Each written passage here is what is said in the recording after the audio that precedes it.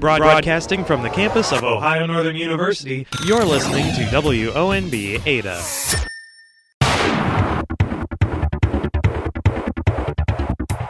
Welcome, folks, to another edition of the weekly sports conversation on WMB Sports Radio. My name is Grant Pepper, and this week I'm here with Christian Rupe, a senior runner on the Ohio Northern track team. Rupe led the indoor track team in the 55, 60, and 200-meter dash races, as well as the 4x2 relay race this winter. Christian, how's it going, man? Pretty good. How about you? I'm good. So like I just mentioned, you had a pretty productive winter. What was, from your perspective, your greatest achievement in your indoor season, and why? Personally, I feel like the 200-meter dash was my greatest achievement. I mean, getting as close to 100th off our school record, which was my dream to break since my freshman year, but getting that close to a collegiate record was a big accomplishment for myself. And one of my other future goals was to run under 7 seconds in the 60, but to run 7:05 and cut a lot of time off of that as far as my freshman year to my senior year was a big accomplishment in myself. So, of the events that I listed, the 55, 60, 200, 400 goes on, which is your favorite and why? Oh, the 200. It's just always been since day one of track, and even through middle school, 200-meter dash has always been my favorite. I mean, running the 200 outdoors compared to indoors is a big transition. Indoors was something that I had to get used to, but in doing so through college, I found a lot of enjoyment in running that, especially tight curves and all that. Then getting outdoors, the one big curve leading to the long straightaway. I mean, there's just so much about the race that I love compared to any other race. So the question that everyone wants to know as an Ohio Northern student is, how does the wind affect the way you race outdoors here? Because it seems like if you're racing in one direction, you're at a severe disadvantage. So can you kind of touch on that, especially because you guys do have outdoor meets here? Yeah, the wind is a big factor that you have to take in, especially once you get in the blocks. I mean, depending on which way, sometimes if you get to a meet, depending on how fast the wind's blowing, they'll change the direction of the race so that you're not running into a direct headwind. But if you are running into one, you have to completely change your running style. You have to lean with your head down and your chest down. So, I mean, the wind here isn't as bad as what some may seem. I mean, we really haven't had meets outdoors here except for the one meet, the Polar Bear Invite. It wasn't too windy, but we've had practices where you run one way, and compared to the other way, you feel a completely different change. And it's just a completely different running style that you have to transition to. So, do you ever get exhausted competing in multiple events at one meet? Oh, yeah, of course. I mean, me, just like anybody else. But our coach tells us after races, cool down, get your muscles relaxed, see the trainer if you have any problems. But running 100, 200, 400 all in the same meet, you have to approach them differently as you come off of different events. Like if you're running the 400 and then you have to go straight to the 100, your method of cooling down and warming up changes as far if you were running the 100 then going to the 200. I mean, you have a lot bigger gap in events running a 100 to 200 compared to running a 400 and 100 because they're usually back to back. But having that time to really settle down and relax and get your mind off things, especially your muscles, like sit down and take a break for a little while, is a big helpful factor in terms of getting ready for next races. So let's use the 100 and the 400 like you mentioned, and let's go through both scenarios kind of specifically. Like you said, first sort of take us through what you would do in terms of your cooling down after a 100 going into a 400, and then conversely what you would do after going from a 400 to a 100. Well, everybody's different. I myself, transitioning from a 100 to a 400, you can almost treat a 100 going to a 400 as a warm-up. I mean, you want to go into the 100 full go, but running 100, warming up for that, you would almost have to run multiple different sprints in order to get yourself ready. But running a 400, you can almost use different events to warm up and all that. But cooling down from one event to another, I would say cooling down from a 400, you would almost have to use different drills that we would use in warm-up, but slow them down in intensity so your muscles can relax and reduce stress. I mean, we use the term butt lock as a long sprinter term when we run a hard race like the 400, because our muscles get really tense and we start to lose form. But using different warm-up and cool-down drills that our coach teaches us helps us get ready for other races. When you came to ONU, were you expecting to have to run in multiple events like this, or is it something that you kind of got better at and so you acquired more events as you went? I would say both. In high school, I was a 300-meter hurdler, and I was a 200-meter dash, I wouldn't say specialist, but I was pretty decent. But coming into college, I wanted to get more into shorter sprints because that's what I felt that I was mostly going to improve at. But when I got here, our coach immediately threw me into the long sprints, and I was a 400 runner. Right. And I didn't see any short sprints after that up until about last year when I really started to get back into it. But I expected it. I mean, my own dad even expected me to run the 400. But it's been fun. I've learned a lot about myself in terms of race strategy and what I'm capable of doing. But I mean, it's a different experience running, going from a short sprinter or a 300 hurdler to a long sprinter, running 400s and even like 600s and 500s at practice. And then now I'm transitioning from long sprints to short sprints, and every so often I'll switch back and forth. But having the capability and the variety of events that I can transition from a 100 to a 400 is a big improvement in myself. Were you pleased with how your indoor season went overall? Yeah, I really was.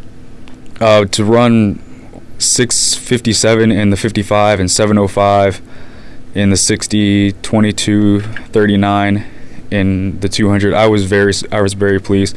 Even as a team overall, we came out and we competed indoors. Just it's kind of like we were building off of our outdoor season last year. We were so close in taking down the defending national champions in Mount Union, and having everybody come out and compete as hard as they can just to try and win was big.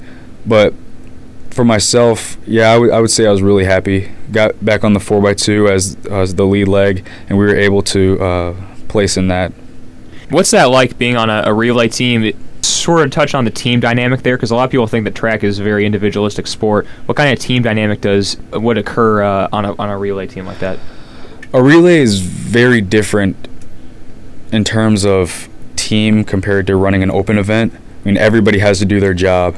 Everybody has to run a perfect race almost. You have to worry about getting the handoff to the next person as quickly as possible with little error. And that's one thing that we practice multiple times throughout the season. It's not just we just throw a team together.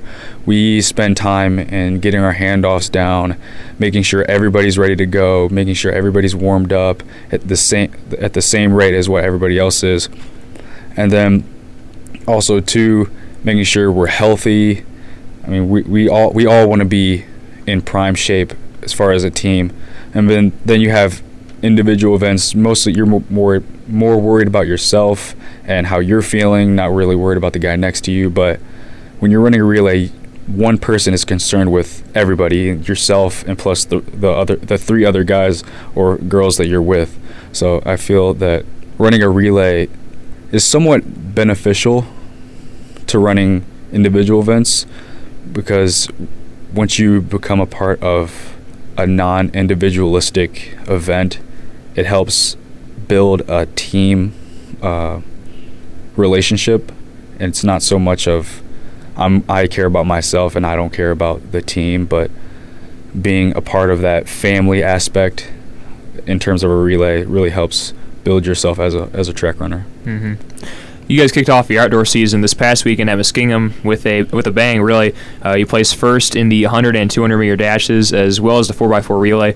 but it was snowing down there, right? Yeah, it was. Yeah. It was pretty cold. What does it mean to start your outdoor season off like that? Oh, to run 11:09 and 22:80 in 30-degree weather plus snowing really puts a kind of like a perspective of what I'm able to achieve going into this season. I'm actually kind of hopeful to run under what my PR is. I mean, I've run 10:92 in the 100-meter outdoors, but that was in 70-degree weather and warm, and to be a tenth off of that in 30-degree weather at our first meet really kind of opens my eyes to what I'm really capable of. And 22:80 in the 200, running into the wind and in the cold. I mean, I was dressed in long sleeves, long leggings, and even a headgear. Some people made fun of me for it, but I feel like it helped in terms of getting through the cold, getting through the first meet, getting my feet wet. But as a team, we went out and we competed, even though it was not to our best conditions. I mean, people were uncomfortable. People didn't like the cold, but we battled through and we fought hard. Is there a carryover from your indoor to your outdoor season? So in other words, do you feel like you're still riding momentum from your indoor season right now? Yeah, I do. But in terms of different events, the 200 is kind of like a builder. But coming from 60 meters and now running 100, you kind of have a different mind focus because you have to drive longer as you wouldn't do in a 60 meter dash. You would drive about 20 to 30 meters. Now in a 100, you have to drive about 40 to 50, and then you start lifting your head up. But there's different events that have their transitions, but as a team coming from our indoor performances, now transitioning into outdoor, we hope to build upon our success from indoors and hopefully lead us to a victory outdoors. What's been the biggest thing that you've learned from a mental perspective that's made you a better runner? From a mental perspective, getting my head right during races, during meets, having the right mentality going into a meet, when I should warm up, what to do, how to approach different races. I feel that I approach different races, especially the 400 and the 200, I approach them differently than what I did my freshman year. Freshman year, I was kind of nervous and just jumped the gun, just jumped right into it. But now I kind of plan ahead. I know when to warm up. I know what to do, how to go about it. And especially getting in the blocks and where I should be focusing more about driving, coming out, and how I should feel running as far as comfortability. I feel that freshman year, you kind of just go out and run as hard as you can, but now you can't really, I feel like you can't really do that. You have to strategically plan how you're going to warm up and how you're going to race. And you improved a lot from last season to this season even. Can you talk about what you've done or what you did this past off season that kind of helped you make those improvements and get a little faster? Coach Gant provides us with off-season training programs, and it's up to us. He puts the trust in us to fulfill those training programs. I mean, they're day by day, week by week, month by month, and I feel that performing those to the best of my ability as the summer goes on, even with busy schedules, having AVA, work, and all that. But getting down to them, doing them right and doing them healthily, making sure I'm at peak performance throughout the summer helps me transition myself from summer training to fall and winter training. But I feel that I've gotten a lot stronger each summer and off season going into track season. It's helped me a great deal compared to what I've been the past 4 years. Sophomore Matt Molinaro made it to the National Indoor Meet in the 800 this winter. You can be with him on a daily basis. Can you talk about what that's like? Matt is a really passionate kid, and I'm really blessed to be a part of a team where we have people like that. He's not self-centered. He cares a lot about the team that he's on. It's not just, I'm a national qualifier, I'm the best on the team. No, he's actually a really great person to be around. He's involved with not only the distance team, but he's involved with the sprinters as well. He was actually involved with one of our workouts recently. But to have that type of athletic ability on a team really pushes everybody else to want to be at that next level. Like it even pushes myself. I haven't been there individually, but that's one of my dreams. It's one of my goals going into this outdoor season. But to see him having success and the whole team seeing him, not only him, Allie Gast and Emily Richards having success at a national level really drives and motivates everybody else to want to be at that level too. All right, folks, we're going to take a quick break. When we come back, we'll discuss Christian's last semester at ONU and much more. Give it here. This is the Weekly Sports Conversation on WMB.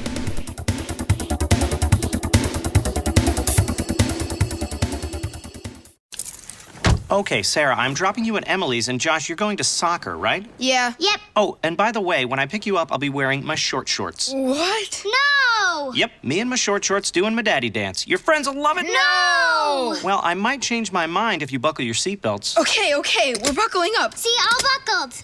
Whatever it takes, keep them safe. Never give up until they buckle up. A message from the National Highway Traffic Safety Administration and the Ad Council. Visit safercar.gov/kidsbuckleup for more information. You are listening to the Weekly Sports Conversation.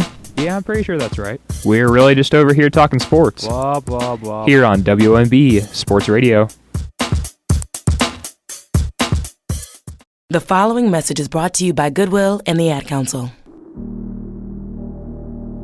The inherent right to work is one of the elemental privileges of a free people. Endowed, as our nation is, with abundant physical resources, and inspired as it should be with the high purpose to make those resources and opportunities available for the enjoyment of all, we approach this problem of reemployment with the real hope of finding a better answer than we have now. Your stuff can be more powerful than you think. Your stuff can be a resource for change. Donate to Goodwill, where your donations help fund job placement and training for people in your community. Goodwill. Donate stuff, create jobs. Find your nearest donation center at goodwill.org.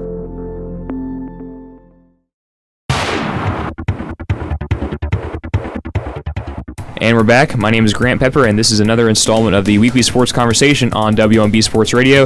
This week, I'm here with Christian Rupe, a senior sprinter on the Polar Bear track team. He recently led ONU to a win at the Muskie Duels in Muskingum last weekend.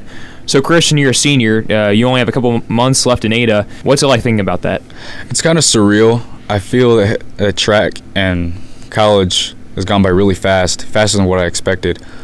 But I'm trying not to worry about the last couple months I have. I'm just more worried about enjoying the time that I have with the team, making sure that we are able to have as much success as possible. And then going into graduation, just making sure that I'm right in terms of school, going into a future job and career. Mm-hmm. What are you going to miss the most about Northern? Definitely our track program. I mean, that's my family here. I built my best friends through the track program.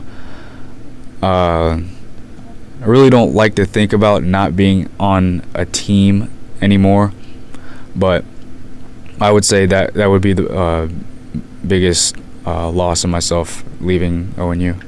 And people talk about how sports, will carry you so much farther in life, maybe just because of the lessons you learn of being on a team. A lot of people talk about that. Can you give your perspective on that as a college athlete who's competed all 4 years? Oh, yeah. Being a college athlete, especially with trying to balance school and sports, really gives you a head in terms of the job field, because you're able to balance a lot more than what the normal student has, and it builds a lot of leadership capabilities. Being a captain on the track and field team really matures you and prepares you for real life scenarios. I know through internships and all that, I've taken on leadership roles through group projects and all that, and then led them to success. But I feel that having the balance between school and sports really prepares you for a lot more capabilities and a lot more to handle in terms of future careers. Mm-hmm. You're a manufacturing technology student. What's your dream job? I've actually acquired a job at Chrysler up in Toledo as a quality engineer. So I feel that that is a great start for myself coming out of college. But I wouldn't say that I have a dream job. It's more of a future goal of success in providing for my daughter and myself. You interned at Chrysler the past couple summers, right? Correct. Did that have a sort of an influence on where you wanted to apply again for a real job this time, and what was that like? Oh, yeah. Chrysler was top on my list in terms of future jobs.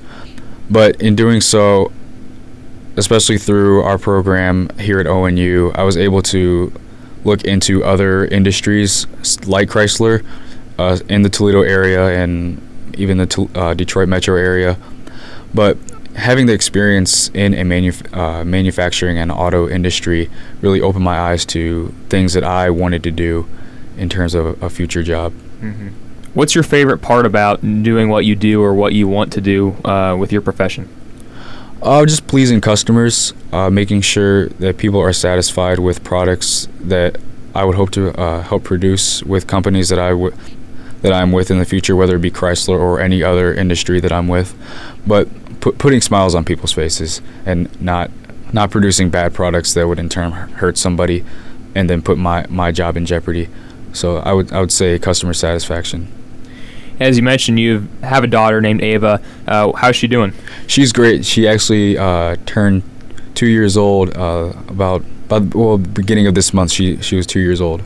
Would you be able to comment on what it's like being a father while also a college student here? It's tasking. Traveling back and forth from here to Toledo it's not a burden in any means, but it's a heavy toll in terms of gas, but it's definitely worth it. I'm comfortable with it now. I am able to balance my schoolwork and my parent life a lot better than what I did in the beginning. That comes in terms of maturity, but I've learned a lot about myself being a father and a college student. I take life a lot more precious than what I did before I had a kid. But I would say that having a child while being in college hasn't negatively impacted me at all. I've had a lot of great experiences in doing so. Uh-huh. What are some of the biggest challenges that you've faced with that, being a father in college? At first, just the balance between school, sports, and being a father. But now that I've grasped that balance, I wouldn't say I've had any challenges recently, especially this past year. But just the time factor and just balancing credit hours. Do you feel like you're perceived a little differently by your peers because you are a father? I do. I feel that I'm perceived a lot more maturely as far as a lot of other peers.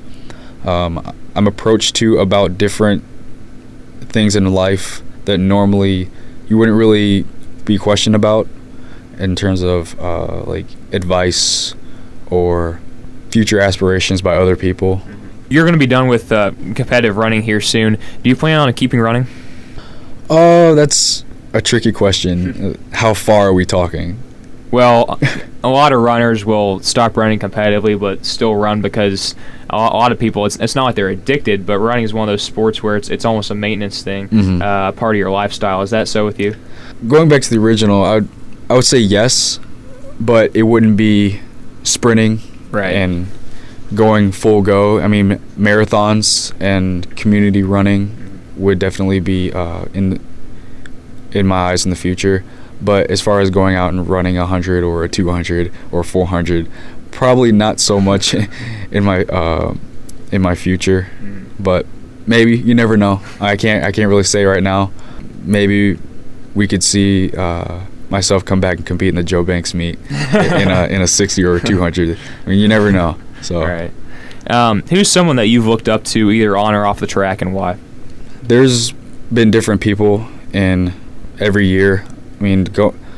Going into track, there were a couple runners, one named Francis Pierre Jerome and Jonathan Rosler. Those were two guys that I really looked up to in terms of leadership, and I mean, even their times, I always wanted to run against those guys, run competitively with them, neck and neck, and hopefully run faster than them, which I feel I've accomplished. But looking up to those two guys the past couple years really pushed myself in terms of leadership roles and maturity roles.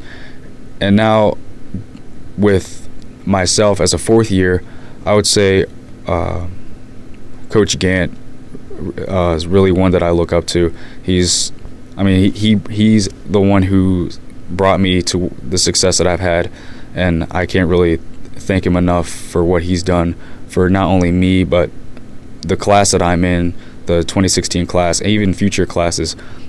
He's taken runners from average in high school to premier levels at the even at national levels in college. What are you going to miss the most about running at Northern? The family environment and the competitiveness between us and other conferences. I like the competition that we running with people from Mount Union, Otterbein, Heidelberg, and so on and so forth. It's different than what you would see at a Division I level. People care a lot more about other runners. You see a lot more compatibility between runners in different events. But in terms of ONU itself, just the relationships that I've built here on the team and the friends that I've made. All right, that's all the time we have for today. Thank you, Christian, for stopping by, and best of luck to you on the rest of your spring season. Thank you. I appreciate it. Make sure to keep it here on WMB as we will have the weekly sports rundown when we return. There's one thing you can never have sex without. It's not something you buy. Or something you take. In fact, there's only one way to get it. It has to be given to you, freely. It's consent. Because sex without it isn't sex. It's rape.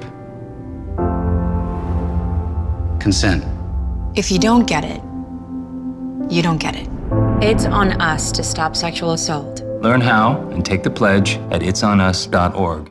Adopt US Kids presents Multiple Choice Parenting. Your daughter just had her first breakup. Do you A, put yourself in her shoes? How could he do this to you? And for Sheila, she has split ends. B, console her. Oh, sweetie, this is going to happen a lot. 4, maybe 5 more times before you get married. C, take charge. Got to get this all straightened out. Give a little talking to, man to man, mano a mano. Hey, Steve! Is now a good time? No? Okay, no problem. Bye. Or D, help her find a new boyfriend. I know a great place to meet boys. The internet. Nice, single boys. Never mind. How about some ice cream? As a parent, there are no perfect answers. But you don't have to be perfect to be a perfect parent. Thousands of teens in foster care will love you just the same. For more information on how you can adopt, visit adoptuskids.org. A public service announcement from the U.S. Department of Health and Human Services, Adopt U.S. Kids, and the Ad Council.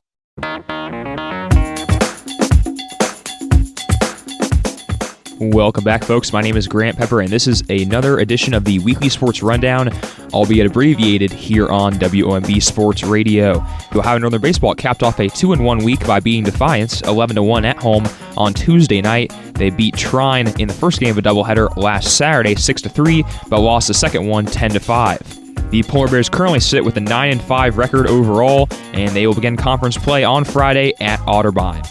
The Ohio Northern softball team went 1-3 this week with 3 losses, 2 of them to Case Western Reserve and 1 to Bluffton, but a win 9-8 over Bluffton on Tuesday night. They will face OAC foe Marietta on the road on Friday at 3 and 5 p.m. respectively in that doubleheader. The Polar Bear men's lacrosse team is currently 4-1 in their inaugural season. They beat Houghton from New York 14-5 on the road last Saturday and will go to Kalamazoo, Michigan to play there at noon this Saturday. They also face Defiance in their next home game next Wednesday night at 7 p.m. And the women's lacrosse team improved their record to 3-4 on Wednesday night with a win over Urbana at home 17-11 and a win last Saturday against St. Mary's of Indiana 10-7. The girls will play at Olivet, Michigan next Tuesday night, but will return home on Friday, April 1st to host Ursuline at 6:30 p.m. from Dow Robertson Stadium. And the men's and women's track teams will be going to Cedarville this weekend to participate in the Cedarville Invitational, just the second outdoor meet of the spring so far for them. You aren't going to want to miss their only home meet of the season on April 23rd in the Polar Bear Invitational. That's been an abbreviated version of the Weekly Sports Rundown. Thank you for listening, folks. For all updates concerning Ada and Ohio Northern athletics, keep it here on WOMB Sports Radio.